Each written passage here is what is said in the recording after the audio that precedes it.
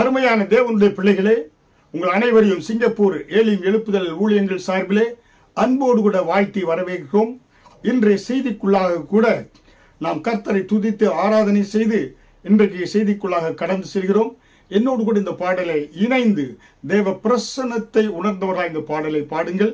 கர்த்தர் நாம மகிமைப்படும். தேவன் இன்றைக்கும் உங்களை விடுதலையோடு ஆசீர்வதித்து ஆண்டவர் அனுப்புவார். ஹல்லேலூயா. மகிமை மகிழ்ச்சிமை நிறைந்தவரே, மகிழ்வுடன் தொழுதிடுவோம். மகிமை மகிழ்ச்சிமை நிறைந்தவரே, மகிழ்வுடன் தொழுதிடுவோம்.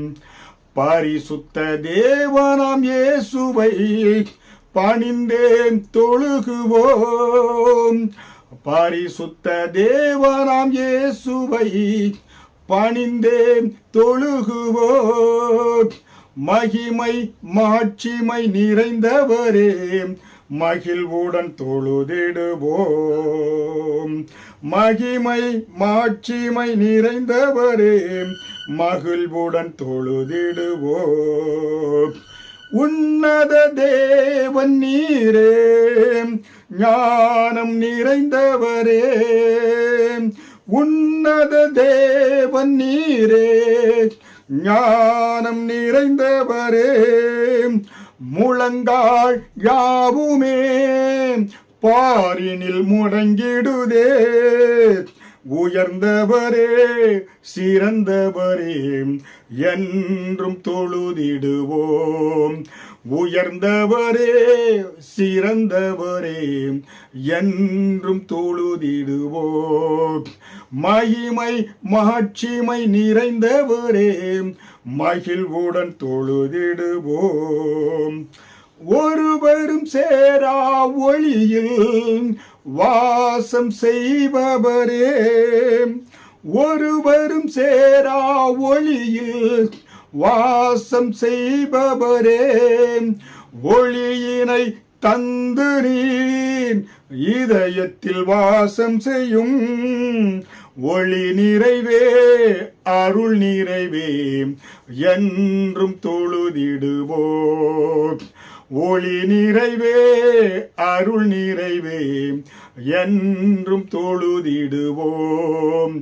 மகிமை மகிழ்ச்சிமை நிறைந்தவரே, மகிழ்வுடன் தொழுதிடுவோம். மகிமை மகிழ்ச்சிமை நிறைந்தவரே, மகிழ்வுடன் தொழுதிடுவோம். பரிசுத்த தேவன் நீரே, பாதம் பணிந்திடுவோம். பரிசுத்த தேவன் நீரே, பாதம் பணிந்திடுவோம். கழுவியே நிறுத்தி நீர் சத்திய தேவனிரே, கனமகிமை செலுத்தியே நாம் என்றும் தொழுதிடுவோம். கனமகிமை செலுத்தியே நாம் என்றும் தொழுதிடுவோம். மகிமை மகிழ்ச்சிமை நிறைந்தவரே, மகிழ்வுடன் தொழுதிடுவோம். மகிமை மகிழ்ச்சிமை நிறைந்தவரே, மகிழ்வுடன் தொழுதிடுவோம். நித்திய தேவன் நீரே, நீதி நிறைந்தவரே. நித்திய தேவன் நீரே, நீதி நிறைந்தவரே. அடைக்கல மாணவர் அன்பு நிறைந்தவரே. நல்லவரே வல்லவரே, என்றும் தொழுதிடுவோம். நல்லவரே வல்லவரே, என்றும் தொழுதிடுவோம். மகிமை மகிழ்ச்சிமை நிறைந்தவரே, மகிழ்வுடன் தொழுதிடுவோம். மகிமை மகிழ்ச்சிமை நிறைந்தவரே, மகிழ்வுடன் தொழுதிடுவோம். நம்முடைய அருமையான தேவன், அவர் வேதவசனம் என்ன சொல்கிறது நம்மை குறித்து? இந்த ஜனத்தை எனக்கென்று ஏற்படுத்தினேன், இவர்கள் என் துதியை சொல்லி வருவார்கள். ஹல்லேலூயா. அவரை தொழுவதற்காகத்தான் கர்த்தர் நம்மை ஏற்படுத்தினார். ஹல்லேலூயா. அவர் எப்பொழுதும் மகிழ்ச்சியோடு நம்ம தொழுகின்ற பொழுது தேவனுடைய பிரசன்னத்தை நாம் உணர்ந்து கொள்கிறோம். தேவன் நம்மத்திலே இறங்கி வருகிறார். ஹல்லேலூயா. அருமையான தேவனுடைய பிள்ளைகளே, இன்றைக்கு ஒரு புதிய தொடரை உங்கள் மத்தியிலே தொடர் செய்தியாக ஒரு காரியத்தை குறித்து உங்கள் மத்தியிலே பகிர்ந்து கொள்ள இருக்கிறேன். அதனுடைய தலைப்பு என்னவென்றால், வாலிபனே, உன் வாழ்க்கை மகிழ்ச்சியாக்கக்கூடிய, உன் வாழ்க்கை வாழ்வு மகிழ்ச்சியாக மாறுவதற்குரிய ரகசியத்தை குறித்து சொல்ல போகிறேன்.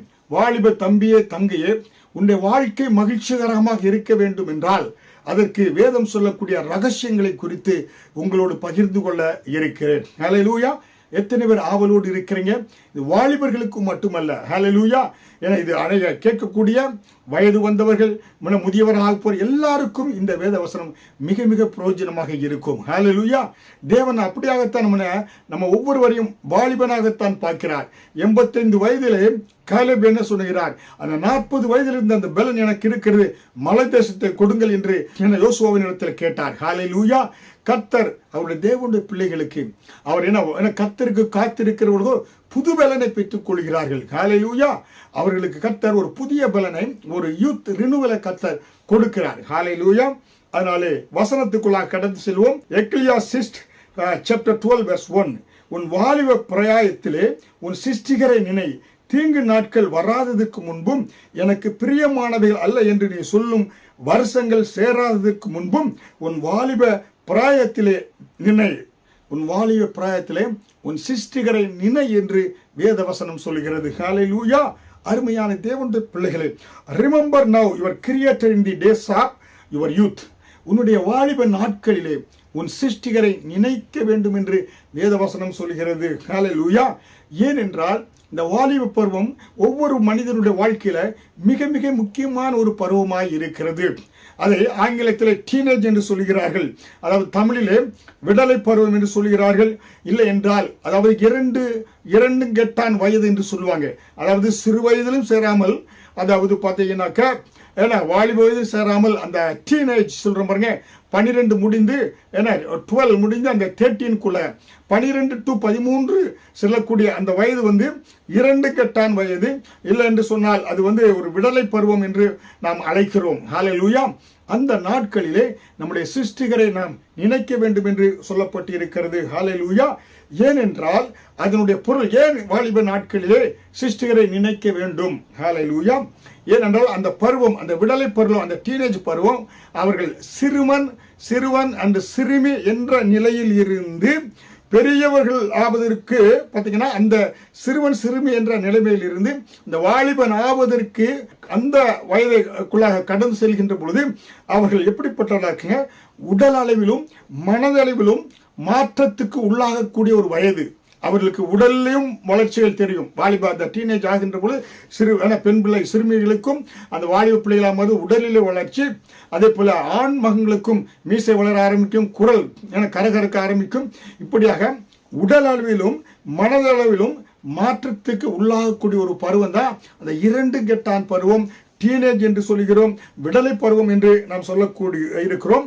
இந்த நாட்களிலே உடல் அளவிலும் மட்டுமல்ல, மனதளவிலும் மட்டுமல்ல, அவருடைய ஆவிக்குரிய வாழ்க்கையிலும் ஒரு மாற்றம் உண்டாகக்கூடிய ஒரு பருவம். அதுதான் அந்த டீனேஜ் விடலை பருவம் என்று சொல்கிறோம். ஹல்லேலூயா. அதுதான் வேதவசனம் சொல்கிறது. ஏன் உன்னுடைய வாலிப நாட்களிலே உன் சிருஷ்டிகரை நினைக்க வேண்டும் என்றால், சங்கீதம் 127 அதிகாரம் வசனம் 4, வாழ வயதின் குமாரர் பலவான் கையில் உள்ள அம்புகளுக்கு ஒப்பாயிருக்கிறார்கள். ஹல்லேலூயா. பாருங்க, வாழ வயதின் குமாரர் பலவான் கையில் உள்ள அம்புக்கு ஒப்பாயிருக்கிறார்கள். As arrows are in the hand of mighty men, so are children of the youth. பாருங்க, வேதவசனம் சொல்லுகிறது, ஒரு நல்ல பலவான் கையிலே வேட்டையாடுறான், அவன் அம்பு இருக்கு பாருங்களேன், அவன் அந்த மிருகத்தையோ அந்த பறவையோ குறிவைத்து அவன் அந்த அம்பை எய்கிறான். அந்த அம்பு சரியாக சென்று அவன் வேட்டையாடக்கூடிய அந்த மிருகத்தையோ பறவையோ அது குறிவைத்து அது என்ன செய்கிற, அந்த அம்பு பாயக்கூடியதாக இருக்கிறது. அப்படியாகத்தான் வாழ வயதின் குமாரர் பாத்தீங்களா? வேதவசனம் சொல்கிறது, வாலிபனே உன்னுடைய டீனேஜ் பருவத்தில் நீ அப்படிப்பட்ட ஒரு வில்லில இருந்து பாயக்கூடிய அம்புக்கு ஒப்பாய் இருக்கிறாய். அது சரியான விதத்திலே அந்த அம்பை எய்யக்கூடியவன் சரியான குறிவைத்து எய்தால் அது அவனுடைய அந்த டார்கெட்டை சரியாக அது என்ன செய்யும்? தாக்கும். அது அந்த இரையை என்ன செய்யும்? அது கொல்லும். அந்த பறவையோ மிருகத்தை அது பிடிக்கும். புரியுங்களா? அவன் அவனுடைய அந்த அம்பை சரியான விதத்திலே அது பாய்ச்சவில்லை என்றால் அது வேறு இடங்களுக்கு சென்று விடும். அந்த குறிக்கோளை அது நிறைவேற்றாது. அந்த டார்கெட்டை அது என்ன செய்ய அட்டாக் பண்ணாது. புரியுங்களா? அப்ப உங்களுடைய வாழ்க்கையிலே உங்களுடைய சிருஷ்டிகரை, உன்னுடைய கர்த்தரை, உன்னுடைய வாலிப நாட்களை நீ நினைக்கின்ற பொழுது உன்னுடைய அன்பு என தேவன் பிரியப்படுகிற விதத்திலே உன்னுடைய இலக்கு கர்த்தர் நாமத்தை மகிழ்ப்படுத்தக்கூடிய ஒரு இலக்காக உனக்கு புரோஜனமாய், உன் குடும்பத்திற்கு புரோஜனமாய், கர்த்தருடைய ராஜ்யத்திற்கு புரோஜனமாய், தேசத்துக்கு ஒரு புரோஜனம் உள்ள ஆசீர்வாதத்தின் பாத்திரமாக நீ மாற முடியும். அல்லேலூயா! விசுவாசிக்கிறீங்களா? அதுதான் முக்கியம். இன்னைக்கு அநேகர் குறிக்கோளை அறிந்து கொள்ளாததினாலே வாலிப பருவத்திலே தவறி விடுவதனாலே அவர்கள் என்ன செய்யறாங்க? நன்றாக படித்து தேச தலைவர்களாக கர்த்தருடைய ஊழியருக்காக மாறாதபடி போதைக்கும் மதுக்கும் அடிமையாகி வாழ்க்கை சீரழித்து காலத்திற்கு முன்பாக மறித்துவிடக்கூடியவர்களாக மாறிவிடுகிறார்கள். ஹல்லேலூயா! அருமையான தேவனுடைய பிள்ளைகளே, வாலிப தம்பியே, தங்கையே, நீ ஒரு பெண்ணையும் ஒரு நோட்புக்கை எடுத்து நான் சொல்லக்கூடிய காரியங்களை நீ கவனமாக எழுதி வைத்துக் கொண்டால் உன்னுடைய வாலிப நாட்கள் மகிழ்ச்சிக்குரிய நாட்களாக இந்த ரகசியத்தை கண்டுபிடித்து விட்டீர் என்றால் உன்னுடைய வாழ்க்கை மகிழ்ச்சிகரமான ஒரு வாழ்க்கையாக, வெற்றியின் வாழ்க்கையாக, ஜெயத்தின் வாழ்க்கையாக அது மாறும். ஹல்லேலூயா! அதனால்தான் நம்முடைய வாலிப பருவம் சுயமாக செயல்பட துவங்குகிற ஒரு பருவம். அதற்கு முன்பதாக என்ன செய்வோம்? அப்பா அம்மா, எப்பொழுதும் அப்பா அம்மா அவர்களையே நம்ம சார்ந்து இருப்போம். எங்களுடைய அருமையான சிங்கப்பூர் தேசத்திலே சிங்கப்பூர் அரசாங்கம் ஒரு திட்டம் வைத்திருக்கிறது. இந்த வாலிபர்களை அவர்கள் பார்த்தீங்கன்னாக்க அந்த வாலிபர்கள் பார்த்தீங்கன்னா அந்த குறிப்பிட்ட வயது வருகின்ற 16, 17 வருகின்ற பொழுது அவர்கள் என்ன செய்வாங்கன்னாக்கா அரசாங்கம் ஒவ்வொரு வாலிபர்களும் கண்டிப்பாக தேசிய சேவை, அதாவது நேஷனல் சர்வீஸ், அதாவது தேசிய இராணுவ அந்த படையில சேர்ந்து அவர்கள் அந்த நேஷனல் சர்வீஸ் செய்ய வேண்டும். அதாவது சிங்கப்பூர்ல ஆண்கள் பெண்கள் விருப்பப்பட்டால் செல்லலாம். இஸ்ரேல் தேசத்தில் ஆண்களும் பெண்களும் கண்டிப்பாக செல்ல வேண்டும். ஏனென்றால் அதுவரை அவர்கள் அந்த பிள்ளைகள் எடுக்க எல்லாவற்றிற்கும் அம்மாவையும் அப்பாவையும் சார்ந்து அம்மாவின் பிள்ளைகளாக அப்பாவின் பிள்ளைகளாக இருப்பாங்க. வேலை தனியாக சுயமாக செய்ய மாட்டார்கள். அப்படிப்பட்ட அந்த பிள்ளைகளை 2 வருடம் ட்ரைனிங்காக அனுப்பி அவர்கள் ஒரு மனிதனாக ஒரு சுயமாக செயல்படக்கூடியவர்களாய் ஒரு நல்ல கேரக்டர் பில்டிங், அதாவது ஒரு லீடர்ஷிப் குவாலிட்டியோடு கூட அவங்க என்ன செய்வாங்க? சிங்கப்பூர் தேசத்தில் வாலிபர்களை உருவாக்கி அவர்களை அதுக்கப்புறமாக யூனிவர்சிட்டி படிப்பதற்கு அவருடைய எதிர்கால காரியங்களுக்கு அனுப்புவார்கள். ஹல்லேலூயா! அந்த ட்ரைனிங் முடித்து வெளியே வருகின்ற பொழுது அவர்கள் எல்லா விதத்திலும் சிறந்தவர்களாக, போல்ட்டாக, எதை குறித்து பயப்படாதபடி எந்த முடிவு எடுக்கக்கூடியவர்களாய், தேசத்தை பாதுகாக்கக்கூடியவர்களாய், தேசத்தை திட்டங்களை செய்யக்கூடியவர்களாய், தன்னுடைய வாழ்க்கையில் நல்ல திட்டங்கள் காரியங்களுக்காய் முன்னேறி செல்வதற்கு நல்ல ஸ்டடியை செலக்ட் பண்ணக்கூடியவர்களாய் அப்படியாக மாறக்கூடியவர்களாக இருக்கிறார்கள். ஹல்லேலூயா! காரணம் அந்த வாலிப பருவம் மிக மிக முக்கியம். ஒரு அரசாங்கமே அந்த வாலிபர்களை குறித்து அக்கறையா இருந்து அவர்களை காரியங்களை பொறுப்பெடுக்கின்ற பொழுது அதை காட்டிலும் பெரிய பொறுப்பு நம்முடைய பரலோக ராஜ்யத்துக்கு இருக்கிறது. ஏன்னா ஆண்டவர் இப்பொழுது 1964 தான் எங்களுடைய தேசம் உருவானது, சிங்கப்பூர் தேசம். அதே போல இஸ்ரேல் தேசம் உருவானது. ஆனால் பரலோக ராஜ்யம், பரலோக தேவன் வேதத்திலே பல 1000 வருடங்களுக்கு முன்பாகவே பழைய ஏற்பாட்டிலே ஞானியாய் சாலமோன் எழுதி வைத்திருக்கிறார். உன் வாலிப நாட்களிலே உன் சிருஷ்டிகரை நீ நினை. உன்னுடைய அந்த அன்பு பலவான் கையில் அன்பாய் இருக்கிறாய். நீ அந்த அன்பு சரியான இலக்கை நோக்கி செல்ல வேண்டும் என்றால் நீ உன் தேவனை நீ நினைக்க வேண்டும். ஏனென்றால் அந்த நாட்கள் தான் நீ சுயமாக செயல்படக்கூடிய ஒரு பருவம். இந்த பருவத்திலே தெளிவான தீர்க்கமான முடிவுகள், ஒரு தரிசனம், ஏன்னா ஒரு தரிசனத்தோடு உன் வாழ்க்கையை நீ ஓட்ட வேண்டும். ஹல்லேலூயா! அதனாலே அந்த தரிசனத்தோடு நீ செல்கின்ற பொழுது தேசத்திலே, சபையிலே, குடும்பத்திலே, தனிப்பட்ட வாழ்க்கையிலே ஒரு எழுப்புதல் வீரனாய், வெற்றியின் வீரனாய், ஜெயவேந்தனாய் உன்னால் ஓட முடியும். ஹல்லேலூயா! அதனால்தான் இந்த நாட்கள் தான், இந்த வாலிப நாட்கள் தான் உன்னுடைய உள்ளத்தில் அநேக கேள்விகள் எழும்பும். புரியுங்களா? உங்க உள்ளத்தில் ஏற்படக்கூடிய கேள்விகள், ஏக்கங்கள், எதிர்பார்ப்புகள், ஏன்னா இப்படியெல்லாம் அந்த வாலிப நாட்கள் என்னென்னு உண்டானாக்க உன் மனதில் அநேக கேள்விகள் நம்ம எடுப்பது, ஏன்னா இன்ஜினியரிங் போகலாமா, டாக்டர் போகலாமா, இல்லை என்னோட நண்பன் ஏன்னா வெளியே ஊர் சுற்ற கூப்பிடுகிறான், இல்லை நான் ஏன்னா ஆண்டவருடைய பிள்ளையாக இருந்து ஏன்னா சபைக்கு செல்வதா, இப்படி அநேக கேள்விகள். உன்னுடைய வாலிப நாட்கள் அநேக ஏக்கங்கள் உங்களுக்கு மனதில் இருக்கும். டிசைர்ஸ், உங்கள் செல்ஃப் டிசைர்ஸ், உங்களுடைய உள்ளத்தில் அநேக ஏக்கங்கள் இருக்கும். அநேக எதிர்பார்ப்புகள் உங்கள் உள்ளத்தில் வரக்கூடிய ஒரு பருவம் தான் இந்த வாலிப பருவம். புரியுங்களா?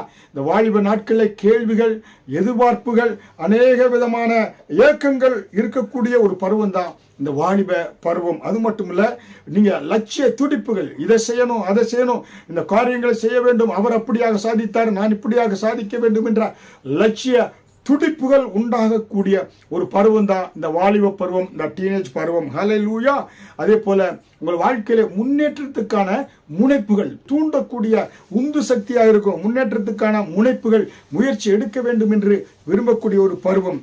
அதே போல பிறரிடம் வெளியிட தயங்கும் தவிப்புகள், உங்க உள்ளத்தில் இருக்கக்கூடிய ஏக்கங்கள், அந்த விருப்பங்கள், அந்த கேள்விகளை மற்றவரிடத்தில் எப்படி கேட்பது, அவங்கள்ட்ட எப்படி சொல்வது.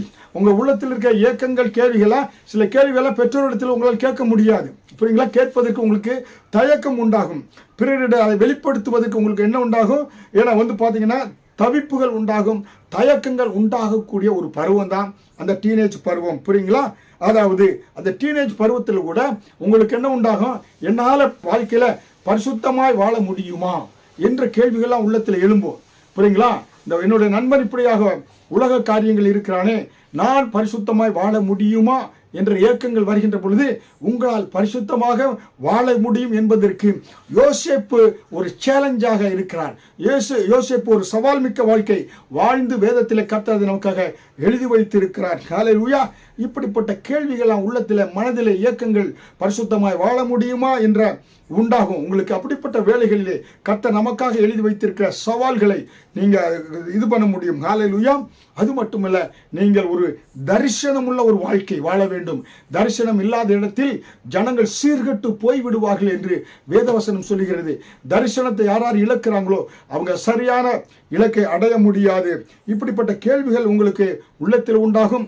சோதனைகளை சாதனைகளாக ஆக்குவது எப்படி?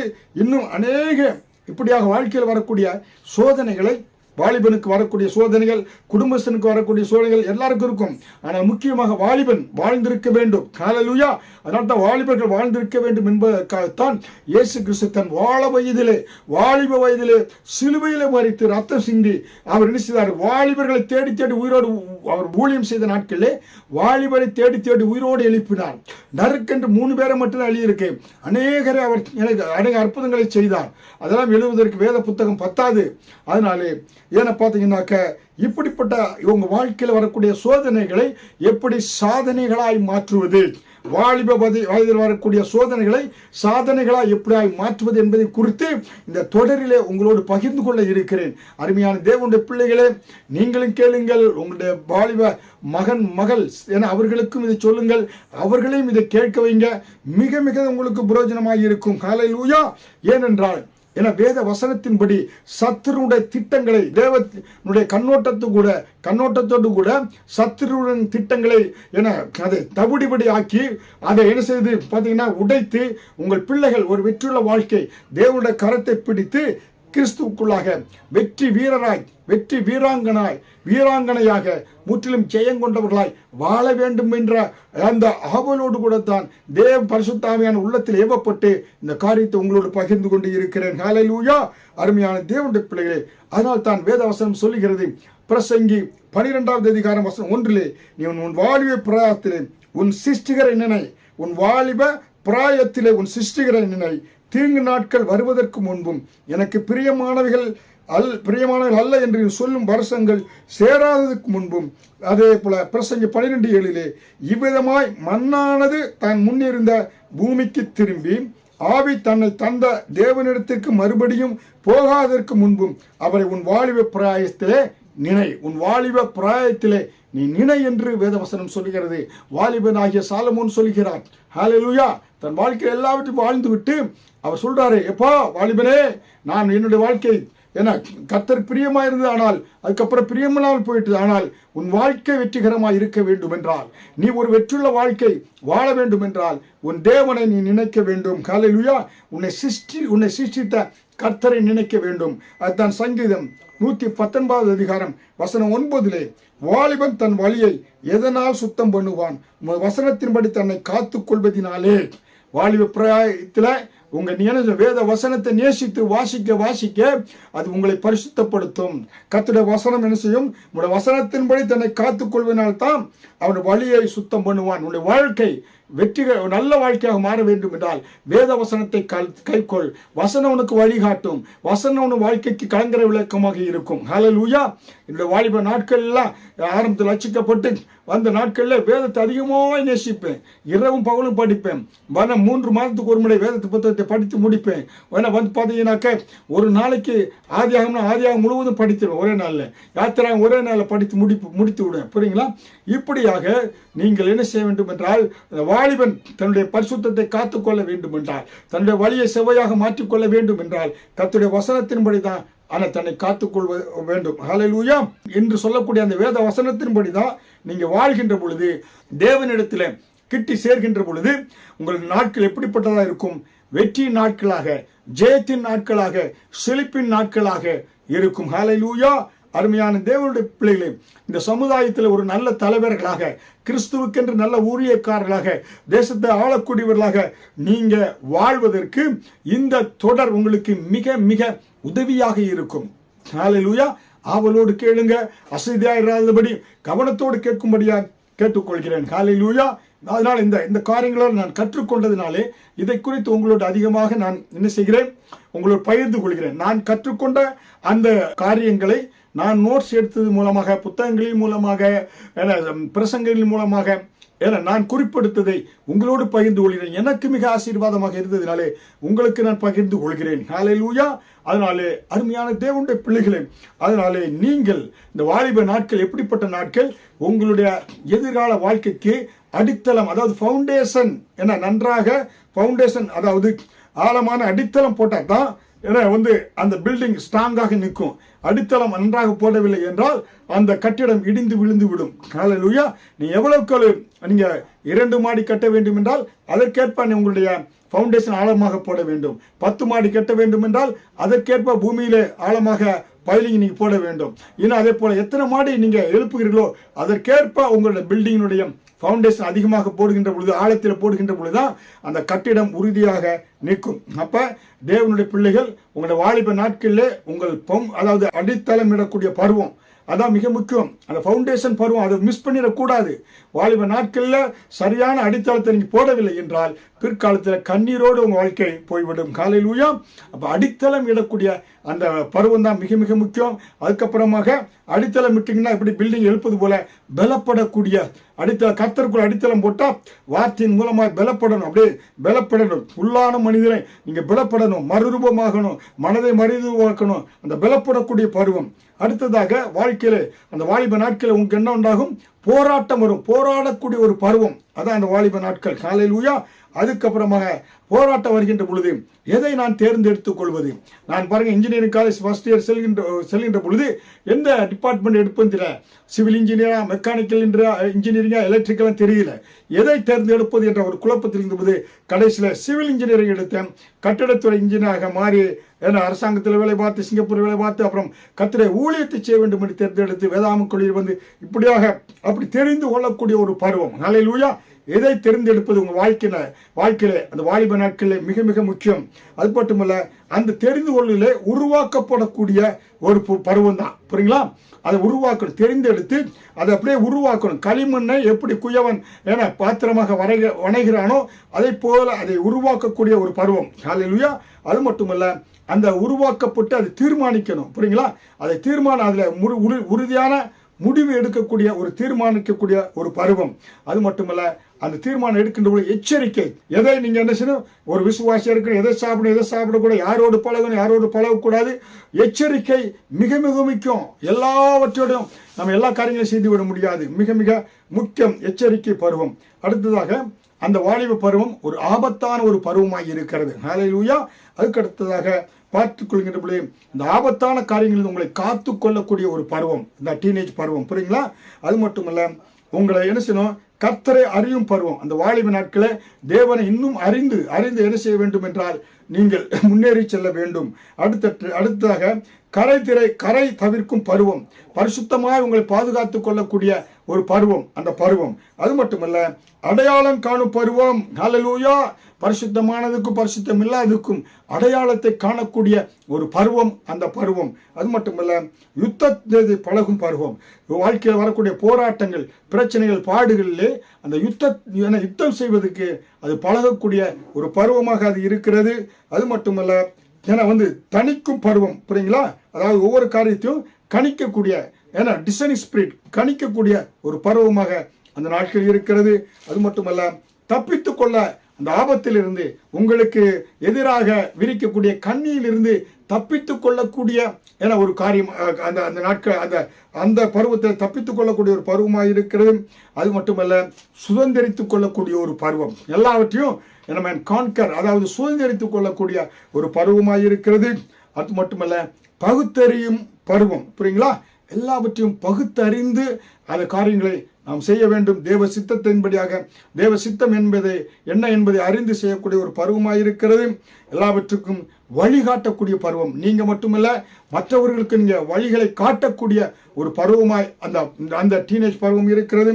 அது மட்டுமல்ல, அறிவிக்கும் பருவம். நீங்கள் வாழ்க்கையிலே நீங்கள் தெரிந்து கொண்ட, தேவனை அறிந்த, சிருஷ்டியை அறிந்த அந்த காரியங்கள் நீங்கள் மட்டும் வைத்துக் கொள்ளாதபடி மற்றவர்களுக்கும் அந்த தேவனை குறித்து அறிவிக்கக்கூடிய ஒரு பருவமாக அது இருக்கிறது.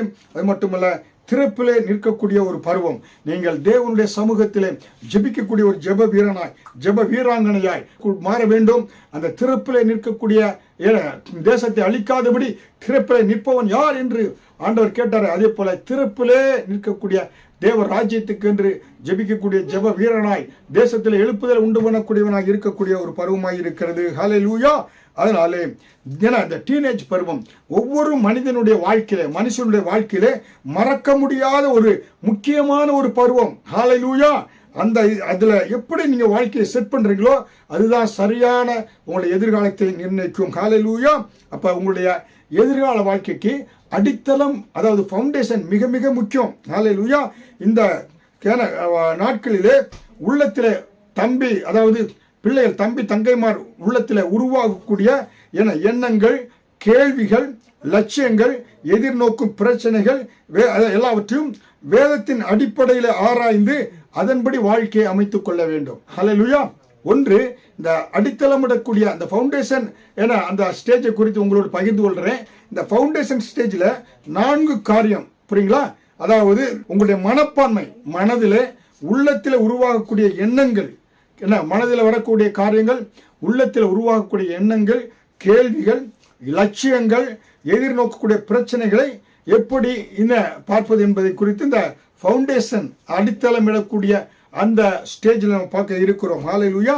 அப்ப அதை நீங்க தெரிந்து கொண்டா நிச்சயமாக நீங்க வெற்றி வீராங்கனையா என்ன செய்ய முடியும்? திகழ முடியும். ஹல்லேலூயா!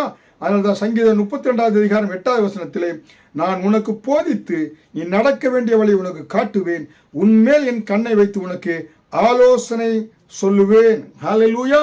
வேதவசனம் என்ன சொல்கிறது? I will instruct you and teach you in the way which you shall go. I will guide you with my eye. புரியுங்களா? நான் உனக்கு போதித்து நீ நடக்க வேண்டிய வழியை உனக்கு காட்டுவேன், உன்மேல் என் கண்ணை வைத்து உனக்கு ஆலோசனை சொல்வேன். ஹல்லேலூயா! அப்ப உங்களுடைய வாழ்க்கையிலே இயேசு எவ்வளவு மிக மிக அவசியமாக இருக்க வேண்டும் என்பதை குறித்து சொல்ல இருக்கிறேன். ஹல்லேலூயா! அருமையான தேவனுடைய பிள்ளைகளே, முக்கியமாக இந்த ஃபவுண்டேஷன் ஸ்டேஜ், அடித்தளம் இடக்கூடிய அந்த காரியத்தில் அதிகமான காரியங்களை குறித்து உங்களோடு பகிர்ந்து கொள்ள இருக்கிறேன். இது ஒரு தொடர் போதனையாக இருப்பதனாலே கவனத்தோடு கேளுங்க. வாலிப தம்பிகளே, தங்கைகளே, இந்த டீனேஜ் பருவத்தில் ஃபவுண்டேஷன் மிக மிக முக்கியம். நான் அந்த பில்டிங் சிவில் இன்ஜினியராக வேலை பார்த்தா அதில் இருக்கக்கூடிய அனுபவங்கள் மூலம் சொல்கிறேன். ஒரு பில்டிங்க்கு ஸ்ட்ராங்காக இருக்க வேண்டும் என்றால் ஃபவுண்டேஷன் மிக முக்கியம்.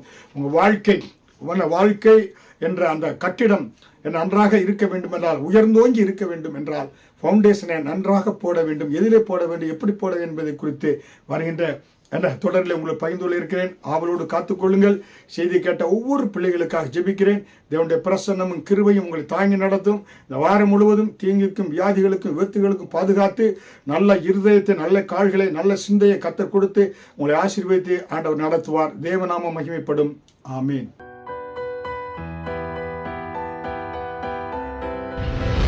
கர்த்தர் உங்களை ஆசீர்வதிப்பாராக.